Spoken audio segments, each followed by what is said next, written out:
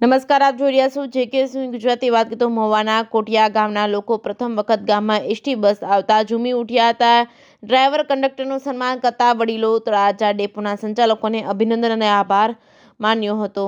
ગુજરાતમાં વિકાસનું એક વધુ પીછું ઉમેરાયું છે. ભાવનગર જિલ્લાના મહુવા તાલુકાના ડુંગરાળ પ્રદેશમાં આવેલા કોટિયા ગામના લોકોએ ગામમાં આઝાદી પછી એસટી બસના દર્શન નહોતા કર્યા. આ ગામના લોકસેવક અને સેવાભાવી વહતુભાઈ કામળિયાએ કોટિયા ગામને એસટી બસનો લાભ મળે તેવા હેતુથી અધિકારીઓને કરેલ રજૂઆત આજે સફળતા મળી હતી. તળાજા ડેપોની તળાજા કોટિયા વાયા દેવળિયા ઢાચડ ઢળિયા લોકલ બસને ડ્રાઈવર જગદીશભાઈ આહિર અને કંડક્ટર વનરાજભાઈ કોટિયા ગામમાં આવતા જ કળશધારી નાની બાળાઓએ ફૂલોથી વધાવી ભવ્ય સ્વાગત કર્યું હતું. જાણે કે દિવાળી અને બેસતું વર્ષ હોય એવો માહોલ સર્જાયો હતો.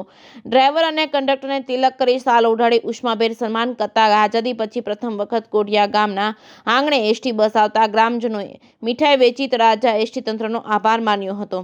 જેકે ગુજરાતી સાથે અતુલ શુક્લ, દામનગર.